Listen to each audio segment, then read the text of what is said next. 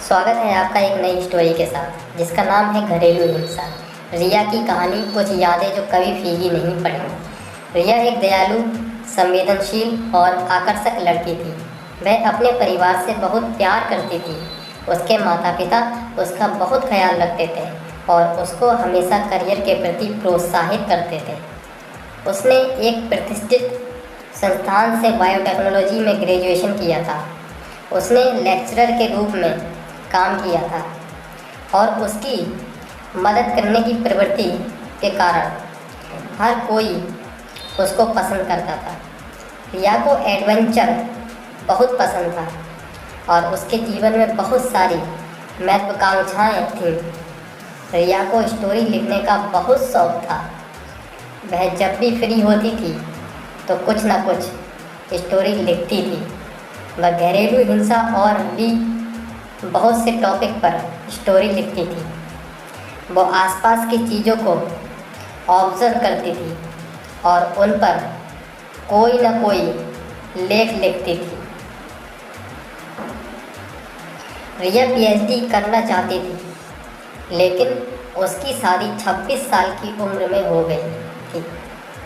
उसकी शादी अपूर्व से तमिलनाडु के एक छोटे से शहर में हुई थी। रिया की अरेंज मैरिज हुई थी। वह अपनी शादी में बहुत ही सुंदर लग रही थी। खूबसूरत लहंगे में बहुत ही मनमोहक लग रही थी। शादी में आए हुए सारे मेहमान की आंखें उस पर ही टिकी हुई थी। उसकी शादी बहुत ही भव्य रूप से हुई थी। बहुत सारे मेहमान और उसके सारे दोस्त भी उसकी शादी में आए थे। अपूर्व मुंबई में एक आईटी कंपनी में मार्केटिंग डिपार्टमेंट में था। अपने परिवार का इकलौता बेटा होने की वजह से वह अपने माता पिता का बहुत ही ज़्यादा चहीता था। उसकी हर बात मानी जाती थी। वह एक पुरुष अहंकारी व्यक्ति था। वह पैसे और प्रसिद्धि के आधार पर लोगों को महत्व देता था। शादी के बाद रिया अपने हस्बैंड के पास मुंबई शिफ्ट हो गई थी। शुरुआत में सब कुछ ठीक चल रहा था और उसको मुंबई में अच्छा लगने लगा था। कुछ समय के बाद रिया ने एक बेबी गर्ल को जन्म दिया। रिया के परिवार वाले बहुत खुश थे पर उसकी ससुराल वाले ज़्यादा खुश नहीं थे क्योंकि वह चाहते थे कि उनकी बहू और बेटे का लड़का हो। दिन बीतते गए और अपूर्व के माता पिता रिया को शारीरिक और मानसिक दोनों तरह से प्रताड़ित करने लगे। उन्होंने उसके साथ मारपीट और दुर्व्यवहार किया। रिया ने अपनी बेटी के लिए सब कुछ सहन किया क्योंकि वह नहीं चाहती कि उसकी बेटी अपने डैड से अलग हो। अपूर्व की माँ रिया से कहती है कि वह उसके बेटे के लिए सक्षम नहीं है। यह बात सुनकर रिया को बहुत आघात पहुंचा और वह बहुत रोई। अपूर्व अपने जीवन में हमेशा अपने काम के साथ व्यस्त रहता था और रात में फुटबॉल मैच देखता था। यहाँ तक कि वह रिया पर जरा भी ध्यान नहीं देता था। उस बड़े से घर में रिया अपने आप को अकेला महसूस करने लगी थी। परेशान होकर रिया ने अपूर्व से बात की, उसको अपनी परेशानी बताई लेकिन अपूर्व ने उससे एडजस्ट करने को कहा। एक दिन वह अपनी बच्ची के साथ उसके पिता के घर चली गई। उसके घर पहुंचते ही उसको परेशान देखकर उसके माता पिता ने उससे परेशान होने की वजह पूछी। रिया ने रोते हुए सारी बात की। वह घरेलू हिंसा का शिकार हुई है। सारी बात सुनकर उसके माता पिता हैरान रह गए कि उसकी बेटी के साथ दुर्व्यवहार हुआ, उन्होंने उसके ससुराल वालों से बात की।